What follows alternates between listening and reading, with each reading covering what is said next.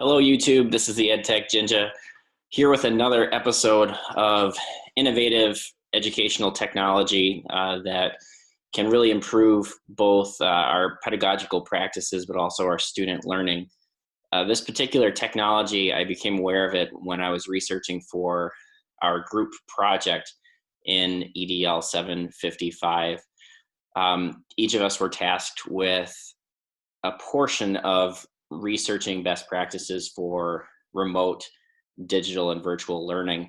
And I was assigned or volunteered rather for the elementary school portion simply because that's what I teach at Winneconne. So as I was looking through material, peer-reviewed articles, things of that nature for best practices for virtual learning, there wasn't a whole heck of a lot. And I went through that in my presentation with my group mates that digital, virtual, and remote learning for elementary age students is about 1% of all of the 2.7 million roughly at the beginning of the 2019-2020 school year that were doing digital, virtual, and remote learning.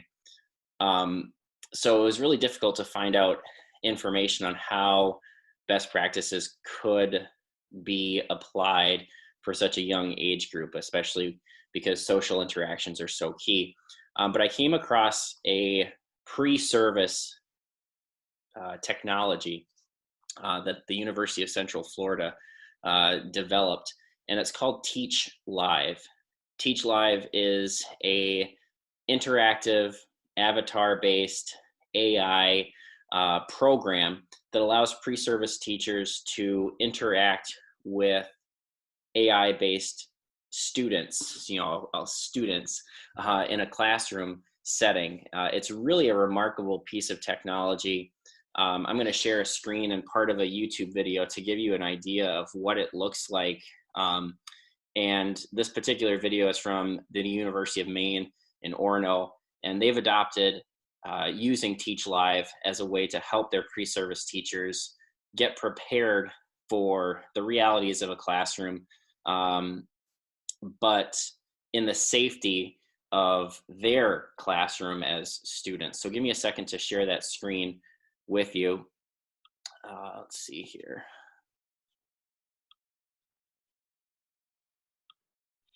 And I have it. Where is it? There we go. TeachLivE, University of Maine. And so this young lady is in a classroom giving a lesson to her virtual students in this AI program. So give a watch for just a moment. Can anyone tell me what it might look like to be respectful during our arrival into our classroom? I get. Sean? I'm doing it right now. You are doing it right now. You're sitting quietly. You even raised your hand, which is fantastic. You can email my mom and tell her that I did it. So it just a small little video there shows you how powerful that technology is in terms of helping with behavior management, helping with excited students, and even the kind of quippy, have to have the last word student, like that young man or that avatar of a young boy said, well, you can email my mom too.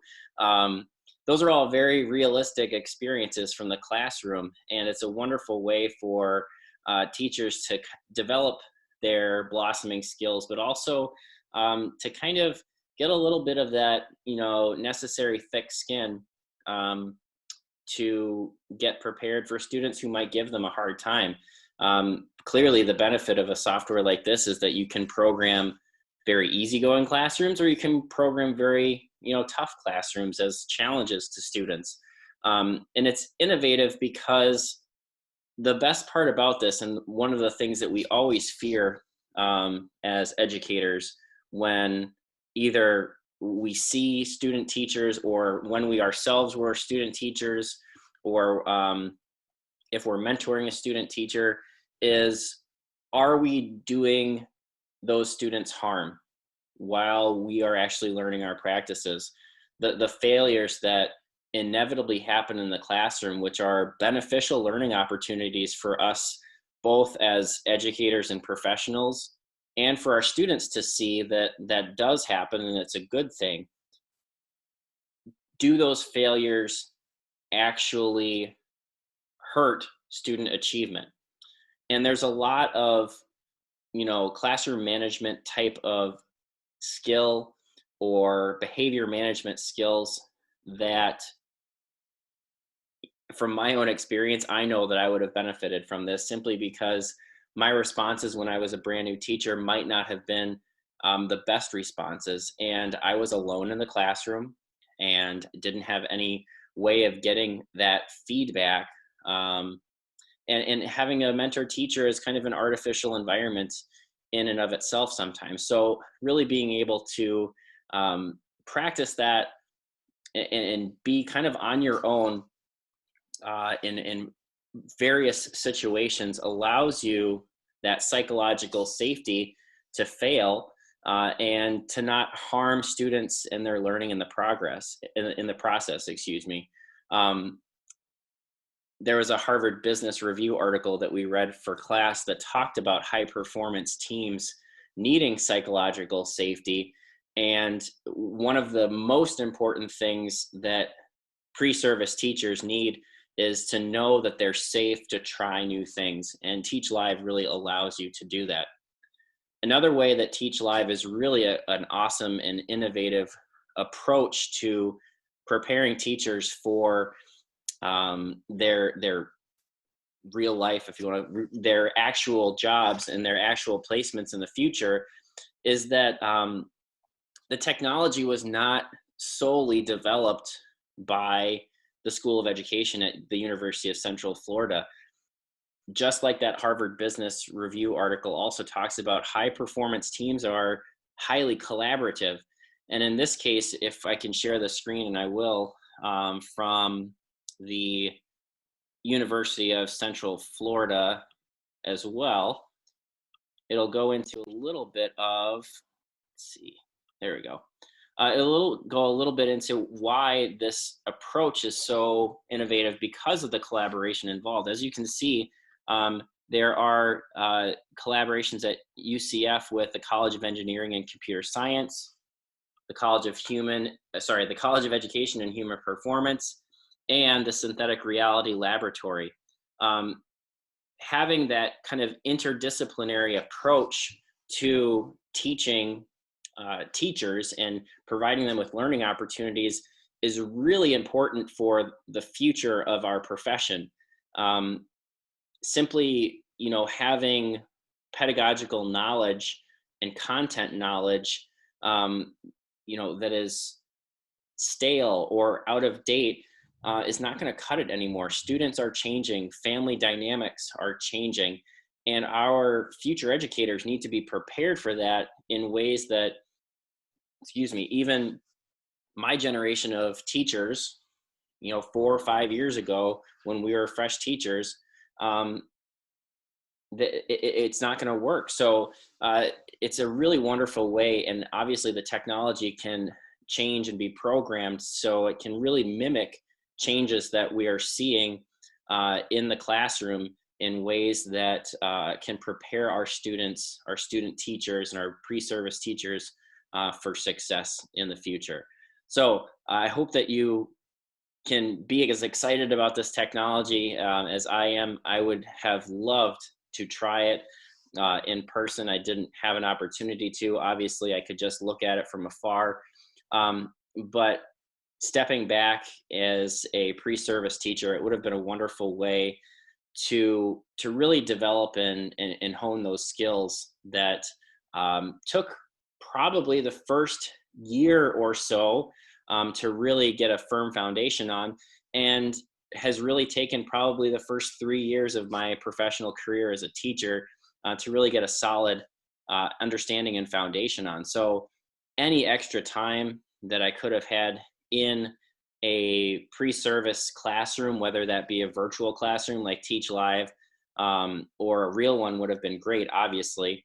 And I know the College of Education and Human Services at University of Wisconsin-Oshkosh is is actively increasing the amount of time that pre-service teachers spend in the classroom. However, like I said before at the beginning of this episode, the capability of TeachLivE is that no one's getting harmed in the process. No student is getting confused. You're not causing any sort of cognitive dissonance between what they know and what actually is, or what they've been taught by their teacher previously compared to your instruction as a pre-service teacher. So it's extremely beneficial, and I can't emphasize that enough, how many, kind of do-overs you could have potentially, and how much richer your pre-service skill set would be. So clearly, one of the forefront cutting edge technologies that is currently available for pre-service teachers, and really one that hopefully will change our profession.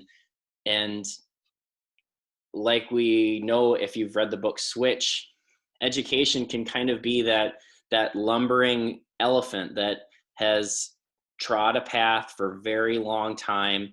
The path is comfortable. The elephant knows where it's going, and it kind of goes there on autopilot. And certainly we've all had colleagues that are like that, and that are very hard to get to try innovative practices. But I think that if we really talk and speak to the emotional writer about the benefits that this will have for children and the prevention of harm to children, I think that you can really sell almost anyone on this idea and why it's a benefit. I can't imagine anyone coming up with an argument, besides perhaps that they're not real students, to say that this is not an innovative approach to pre-service instruction. But that said, even if someone said that, you could respond and be like, well, we're going to have so much more simulated time in a classroom than before. And when those situations come up, the teacher or the pre-service teacher, student teacher, would have probably a host of experiences that would allow them to answer or react to, because let's be honest, in classrooms, oftentimes teachers have to react to kind of hem in student behavior. They wouldn't be caught flat-footed, and it would just be a hugely beneficial thing. So I hope that you enjoyed learning about TeachLivE, kind of an introduction on why I think it's so innovative. Definitely go check it out. The website for TeachLivE is teachlive.org. I'll put that in, put a link in the description below so that you can check that out as well. Anyway, thanks for joining me again. This is the EdTech Ginger signing off. Have a great day.